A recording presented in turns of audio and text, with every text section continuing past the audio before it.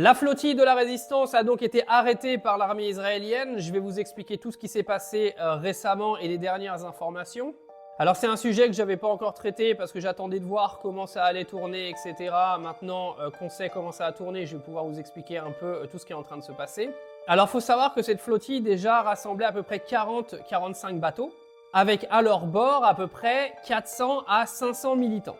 Le but étant de défier le blocus maritime qu'a mis en place Israël et de créer une brèche pour pouvoir apporter de l'aide humanitaire à Gaza. Même si le but principal est quand même de créer une pression médiatique envers Israël. Alors, à l'heure où je vous parle, on est le 3 octobre, Israël a intercepté l'intégralité des bateaux qui se dirigeaient vers Gaza. Bien sûr, tous ces bateaux ont été encore une fois arrêtés en eau internationale, donc complètement illégalement par les Israéliens. Mais le droit international n'existe plus de toute manière, donc ça on n'a même pas besoin d'en parler, tellement le ridicule ne tue plus dans ce monde. Israël dit qu'elle agissait selon sa politique de blocus et qu'elle qualifie la flottille de provocation. Alors il faut savoir qu'à bord des flottilles, il y a des activistes, il y a des parlementaires, il y a des citoyens du monde entier. Ils ont tous été arrêtés et transférés vers les différents ports en Israël. Certains activistes accusent Israël de violence.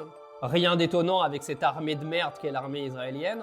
Et donc Israël traite l'intégralité de ses militants comme des migrants illégaux qui sont arrivés dans le territoire israélien et donc tous ces activistes vont être déportés dans leur pays d'origine.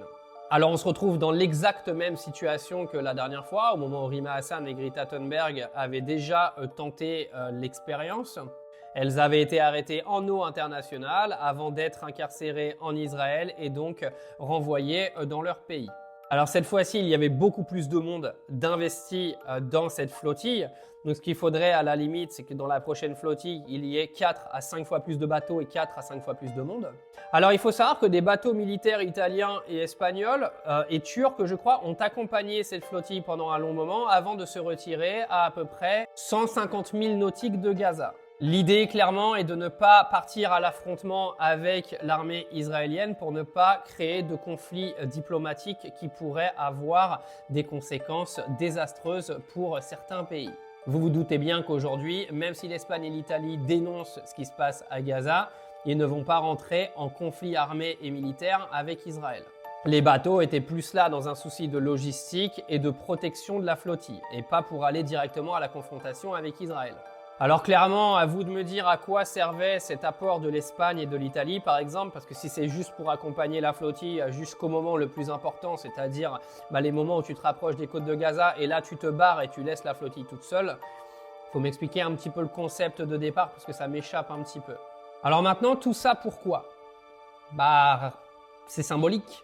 C'est-à-dire qu'aujourd'hui, on a des citoyens, des militants, des parlementaires qui prennent des risques, clairement, pour aller dénoncer ce qui se passe à Gaza. C'est tout à leur honneur. Mais voilà, ça reste de la symbolique. Aujourd'hui, on sait très bien, en toute honnêteté et en toute objectivité, parce que je pense qu'il faut rester lucide par rapport au monde qui nous entoure. Israël ne sera inquiété par aucun pays venant de l'Occident, que les choses soient claires. Les Occidentaux ne vont pas partir en guerre avec Israël. Les seuls qui pourraient le faire aujourd'hui, ce sont les pays du Moyen-Orient et du Proche-Orient qui sont eux menacés tous les jours par ce gouvernement terroriste et par son armée terroriste. Mais ils ne le feront pas non plus. C'est tout ce que j'ai à te dire, parce qu'ils ont tous leurs intérêts, soit avec les Américains, soit économiquement à travers certains accords avec Israël. Et beaucoup de pays au Moyen-Orient et au Proche-Orient ne partiront pas en guerre avec Israël, malheureusement.